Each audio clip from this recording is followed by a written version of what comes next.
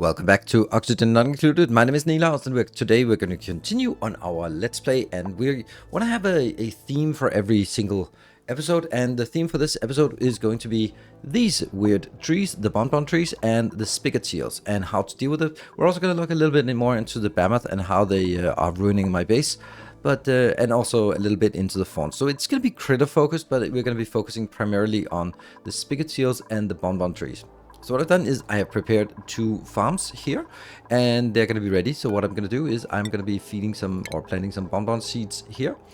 And let's see, there, that should be 1, 2, 3, 4, 5, 6, 7. And did I have 6 or did I have 7? I think I only had 6 of those. So I think I'm going to be losing 1. So I'm going to be digging up that one as well, so we can get all 7 of these planted immediately. I don't have enough to plant the other ones, but I think it's worth it to go out and get them. The challenge of this, or let's look at this tree in all its might. What's the purpose of it? Bonbon trees branches synthesize light into nectar. That's awesome. Nectar, what is that? Nectar is used for, it's a plastic monomer, so it means that you can use it for plastic, like petroleum. It's basically like petroleum for plastic. So this is the way to make plastic in the Frosty pack, is through nectar. So you need bonbon trees, you need light, so you get nectar, then you can make it into plastic. So this is the way we get plastic, since we don't have any Dracos and we don't have any petroleum. What it works like, it can work in vacuum, it can work anything, but it uses 100 kilos of snow per cycle. That's kind of a lot, but it then produces 20 kilos of nectar per cycle, and that's a lie. So be mindful. This is a giant lie, but we'll get to that. Oh, actually, that's the effect 20 kilos. No, this is if you provided 100 kilos of snow, it then produces 80 kilos of nectar per cycle, and that's a lie, but that's fine. If we harvest it, we get wood. We don't want to harvest it because wood is not great to do this way, because then you lose. They only start producing nectar once the branches are fully filled. But then you also have it when you take the nectar. That can be by a spigot seal, and then we get ethanol production. So ethanol production is super important because we need it for our Mammoth farm and we need it for our power. So basically the home base runs on ethanol. So we can't really live without that. Let's see. Can I copy it down here? Probably not. And that means we'll be going out and getting some more of these. But let's try to figure out what they do, or sort of the metrics of this. How long time does it take? 4.5 cycles to grow, and then another 4.5 cycles for the branches to grow. So it means it takes 9 cycles for them to get ready. The interesting thing we have, though, is that we also have these spigot seals, which we will now be wrangling and taking in. So let's take a little bit look at the spigot seals there and wrangle that one. Those are the 3 we have, and prioritize that. Oh, did you not get... Anyway, let's have a look at what they do here. They crowded the 12 per cell, so I can actually get 8 of those. They provide tallow when they drop, which is an interesting thing. But they convert nectar to ethanol, so that's interesting as well. And that means we need to get the trees up and running. But the tallow is an interesting product. It can be turned into crude oil. That's actually really funny. But it can be made into some squash fries. That's actually really nice. That might be something we want. They drop 50 kilos, so that means it's actually, when they die, they can make 50 production here, which is pretty good. Or nosh noms. Okay, so if they have nosh beams, that's a thing. Fish and chips. Ooh, fish taco. Or that's some really good thing. So tallow is definitely a thing. Ooh, that doesn't look good. But what we definitely want to do is this one, I think. But that's not really what we do right now. Let's get you wrangled as well. Yeah. So they go in here, and now they are looking for food. The way it works is that we need to wait for the trees to grow up. So that's going to be a hell of a sort of speeding forward to get to that point. So now we finally made it a little bit further. The trees have grown up, and they're not going to do anything because they don't have any sunlight. They're missing illumination. So this is where we get to here and go a little bit crazy. Yes, that's how we do things. And I'm going to do it down there as well. And on top of that, I'm actually going to take these and just move to here. And then simply find as many of these as I can find all over my base, and then move them in. Because they gave a little bit of lux here, just move them in. The thing is, I thought initially that it was just a matter of, do they have any light? If so, then they're good. But that's not actually the case. Oh, ceiling collapse. Don't know what that was. Oh, it's probably just here. Yeah, we're working on a few other things in the meantime. I'm removing this part as well. Why are you not... Oh, right. That's because the move up here is not high priority. That one.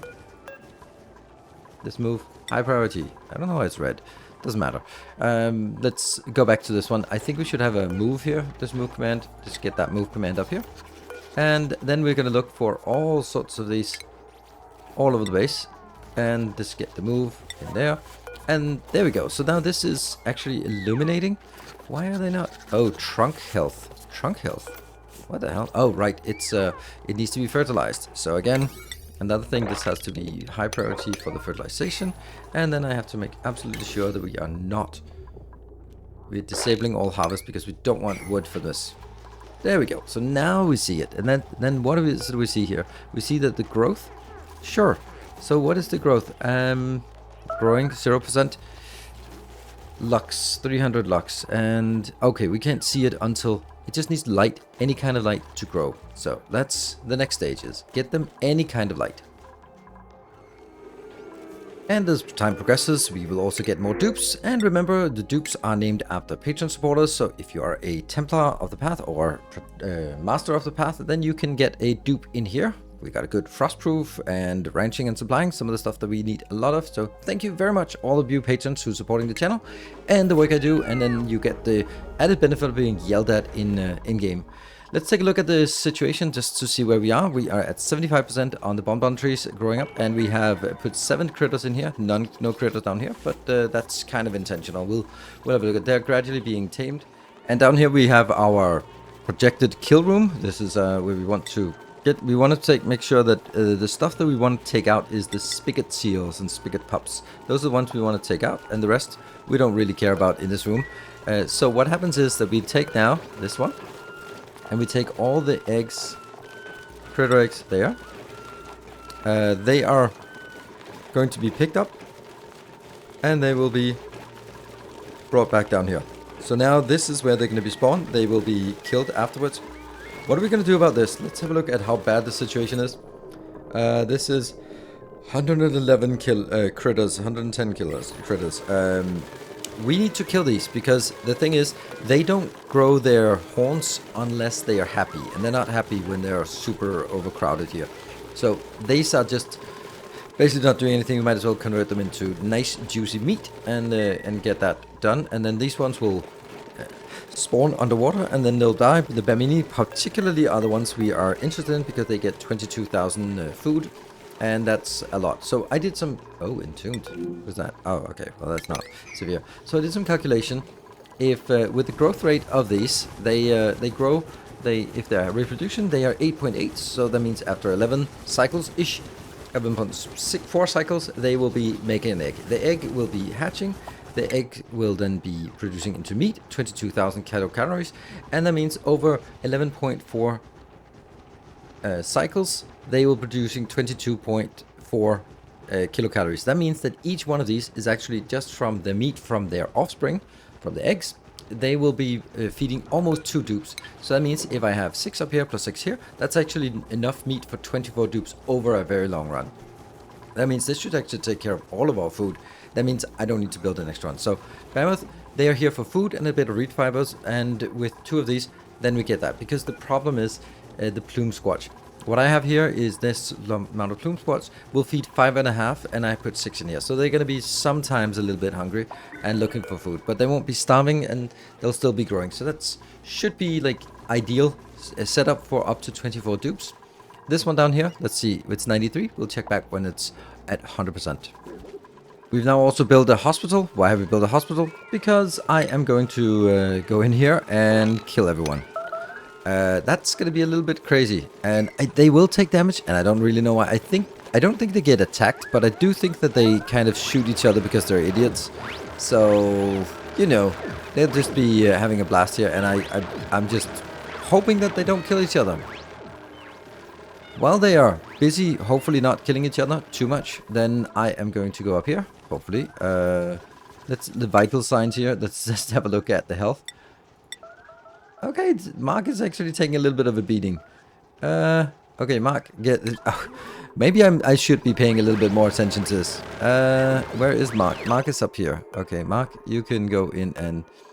These ones should just be all at 100% so that they're even if they just take barely a scratch, then they should be going in here. So that's definitely Mark is going in here. And who else was kind of beat up? That's Heimdall.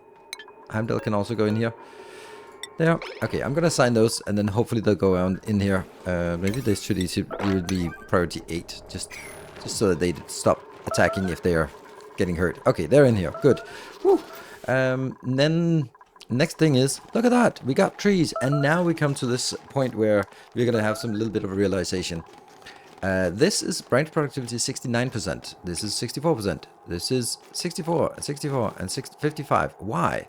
Why, oh why is that the case? Well, if we turn on the lux display, then we can actually see that this is 6,900 lux. This corresponds to 69%. This is 64. 6,004. So we need 10,000 lux to produce all we need, or all of this stuff that we can. This is kind of problematic, I would say, because 10,000 lux is not easy to get. So even if I put all this light and all this light, we're still just hovering around 60-something%. This means if we go back to this, that's not this bonbon tree. Oh, I'm just a little bit worried about this. Then it says that it's producing 80 kilos, but it's not. It's producing 60% of that. So, you know, a little bit less than that. So it's like 48 kilos for each of these. But still, if I produce 48 kilos of nectar for each of them, that's amazing. However, as you can see here, once the trees, they sort of get a little bit fatter, then this one is the best example. So it goes from 23, 25, and jump, it gets eaten. This one will now get the calories, well, they'll keep eating calories until they reach 900 kilocalories here. So there will not be any output from this in a long while, because they need to be fed all of these. The thing is, I've looked at it. It is possible to overfill this, or to this, once it saturates, once all these are fed, you can have 8 of them in here happily chugging along, and they will still be producing enough nectar to actually have an output nectar. So we will produce output nectar, and we will start producing some ethanol, as we can see down here. So each of those, every single bit of nectar, every time they eat a tree, they eat at least 5 kilos. So for example, this one, when it comes up to 5 kilos, then I'm guaranteeing you that one of those spigot seals will rush over there. There we go. Rush over there and eat what's there. Boom. And then they will be, once they reach like internally, I don't know how much they need to eat, but maybe 20 kilos, then they poop out 20 kilos of ethanol, which is amazing. So this is our sustainable ethanol production. It is also producing, technically at some point, it'll also be producing a little bit of food. The issue though is that these bonbon seeds, or the issue is that we don't have anywhere to pick up. Normally I would do like this, build these auto sweepers, but I don't have room for it because I need this awful amount of lights, which is expensive and also produces heat. It's a little bit impractical, but that's kind of how it is. So we'll just see how that works. Anywhere else we're here?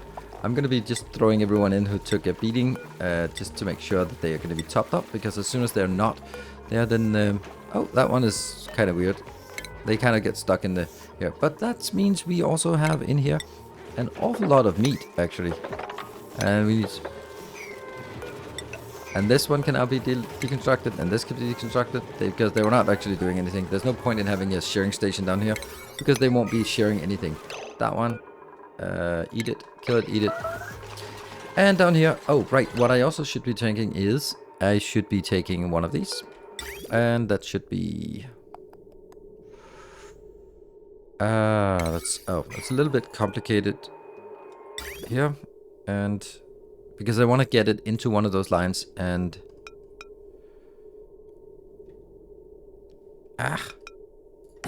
it has to merge in with a line like this, which means I have to go conveyor rails, build from here to here, and light power from here to here. There. And let's get that one built. Okay. Good. Things are progressing here, and that has to be swept up. And there's also some meat down here that I have to sweep. And nothing else. Polluted ice, ice, and ice, and ice, ice, ice, ice. That's good.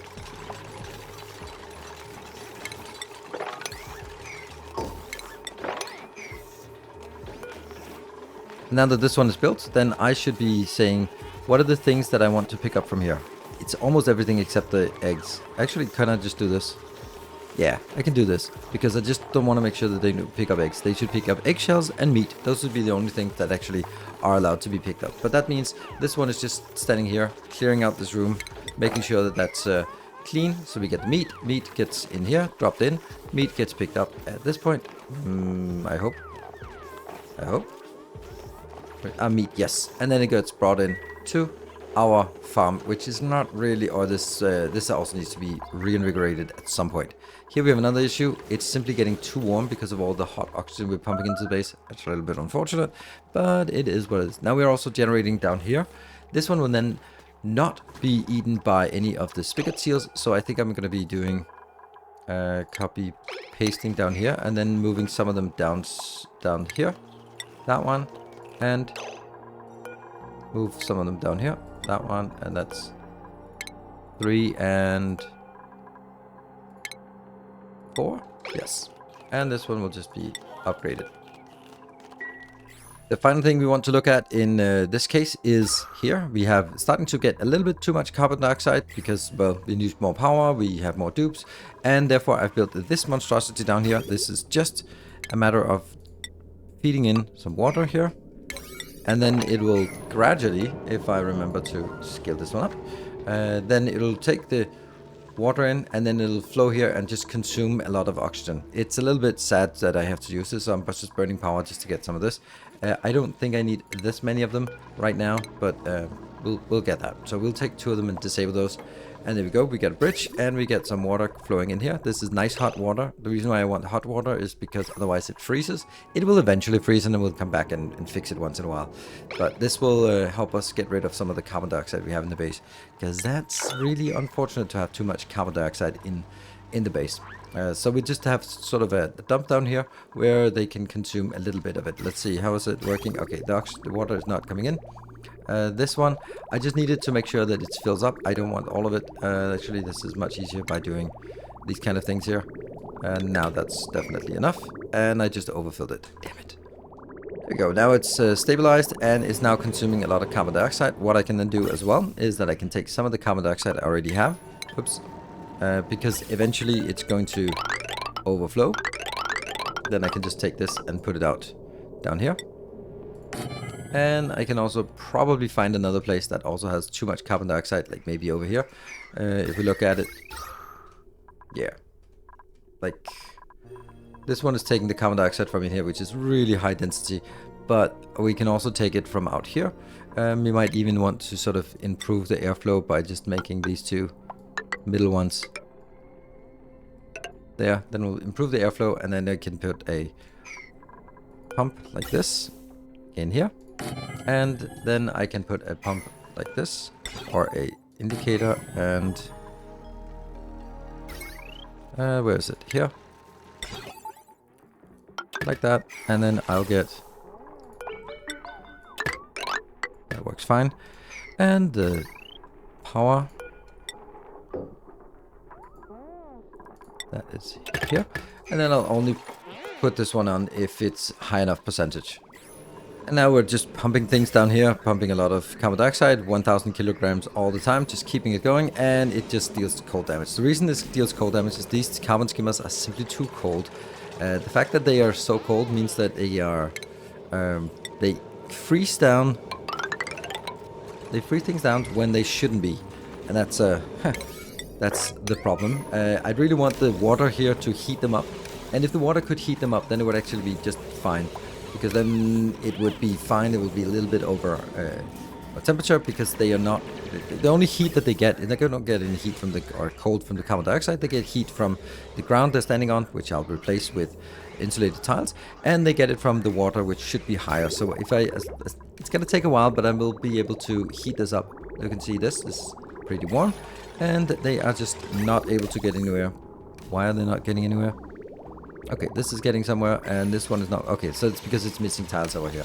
So let's have a look at this situation. We are getting a pretty decent amount of ethanol being produced, and we are getting it here. This is just, it's using electricity, that sucks, but it uses a lot of snow, that also kind of sucks. But this one, if you look at it, this is actually going up to 97, 98, 99, and it has now, bloop bloop, goes out with a little bit of nectar, and now that nectar is getting in here. 500 nectar becomes 300 plastic, so we're kind of getting there. This comes in like 200 more. There we go. So it's not going to be a lot of plastic we're going to see, but this will be our plastic production for, well, the foreseeable future in this game, and also our ethanol production. And I think that's pretty cool. So now we have food and reed fiber, we have ethanol, and we have plastic being generated by critters in a sustainable way, as long as we have snow and ice. So we should be having, this should be fine for a long time. We have issues with cooling, we have issues with carbon dioxide, and we have issues that we need to solve in terms of getting a reliable way of making metal refinery and without it heating up the entire base. So that's going to be the challenge for next episode. I hope you have enjoyed it. If you have, be sure to hit the like button. Let me know in the comment section below if there's something I'm missing, some good ideas, bad ideas, or just general feedback. And I'll see you guys either here on YouTube or over on Twitch, where I do more of my experimentation before making it into a YouTube video afterwards. Thank you for watching. Until next time, take care and stay effective.